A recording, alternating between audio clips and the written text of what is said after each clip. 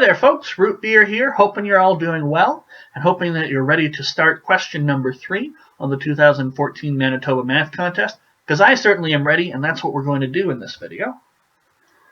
Question 3, it's a two-parter. A, in the diagram, region A is 4/5 of the large circle, and region B is 5/7 the area of the smaller circle. Okay, what is the ratio of the areas A and B? Okay, so what can we do here? So we want the ratio of the areas. Well, I don't know the areas. I just know what they are relative to the big circles, and I guess also relative to this smaller common area. So actually, I'm gonna give that common area a name.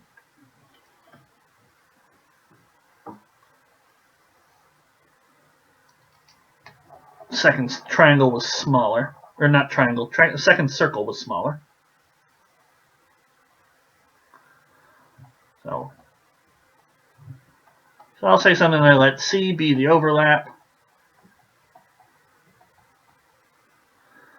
Well, A to C, this is 4/5 of the big circle to 1/5 of the big circle. So this is 4 to 1. Now, C to B, this is 5/7 of the small circle, and therefore this is 2/7 of the small circle.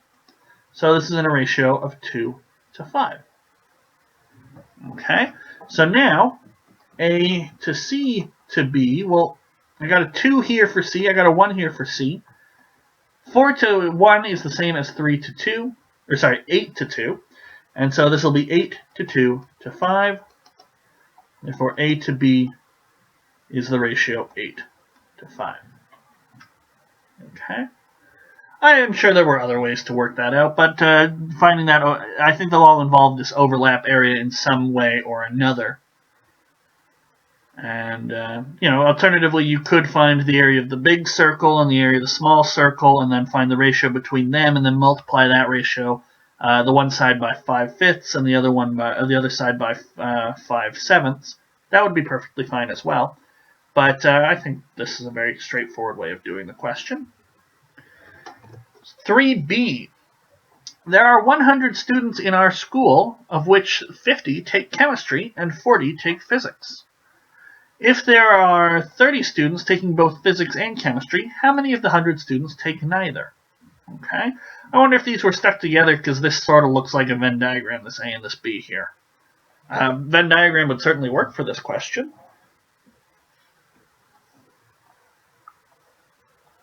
So we have 100 students in total in the box.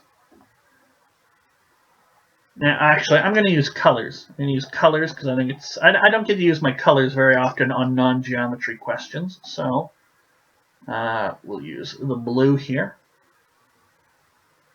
So these will be our chemistry students. So the total of all the numbers in C should be, what was it, 50? Yeah, 50. Okay. And then we'll use one of the more exotic colors, olive green,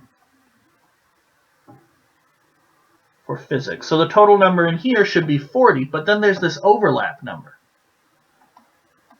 Now this overlap is 30 students who take both. They're represented by the overlap. So how many do we need to have in this physics but not chemistry? Well, 10, because we need a total of 40. Similarly, we have 20 just chemistry, non-physics students. Okay? So how many in total in all these bubbles? 20 plus 30 plus 10 is 60. So for the full 100, there should be 40 left out here. Okay? So 40 take neither. Okay. Now, I didn't exactly write anything up a whole lot, and there's other ways to do this question. It's all the same sort of calculations, but we can do other things. We can, if you know any sort of set theory, which some of you out there will. If you've sort of seen any sort of late high school, first year university probability, you've probably seen a little bit, just a little bit of set theory. And so you might be able to say something like this. Now, at our university, we use n. So, n of a number of students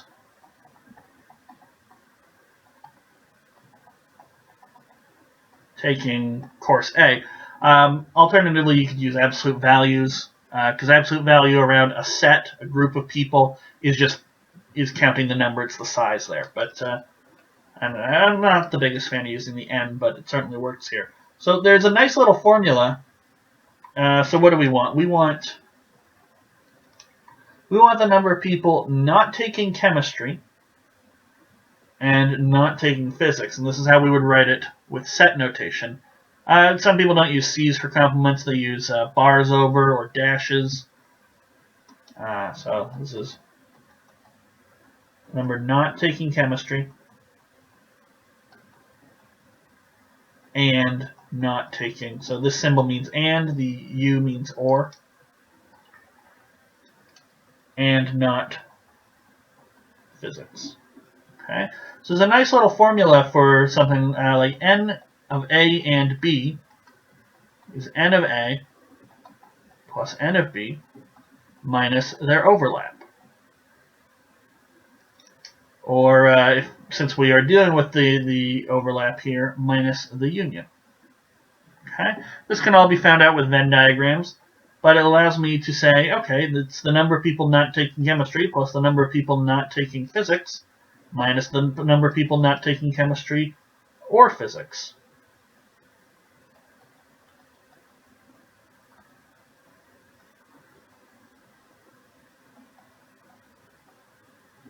Okay, now these can each be figured out. The number of people not taking chemistry is just the total number of people, sometimes called n of u for the universe.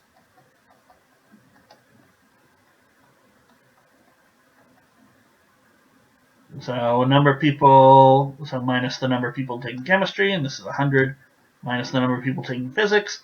And then the last thing we need is what's called De Morgan's laws.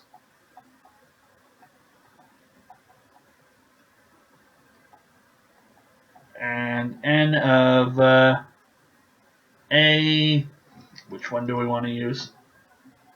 So the n of A intersect B complement is the same as n of A complement union B complement. So this is the number of people, so minus 100 minus the number of people taking chemistry and physics. And finally, we've arrived at some numbers that we do know. So this is 200 minus 50 minus 40 minus 100, and then minus plus the overlap, which was 30. So 200 minus 100 is 100, minus 90 is just 10, plus 30. Hey, what do you know? We get the 40 again. But that's if you knew set stuff, and frankly, most of you out there aren't. And for those of you who didn't, I've probably just confused you with a whole bunch of notation. You will likely eventually see this sort of stuff, especially De Morgan's laws. Maybe not with sets and counting, but probably with probability. Venn diagram, the way I did it at the very start is a very quick way to do it. Just maybe a sentence or two explaining what you're doing would be fine, but of course all these calculations that I've done are correct, but maybe it's a little beyond high school, your particular high school perhaps. But that's another way to get 40, and that's a more mathematically verbose. We actually wrote a whole bunch of stuff there.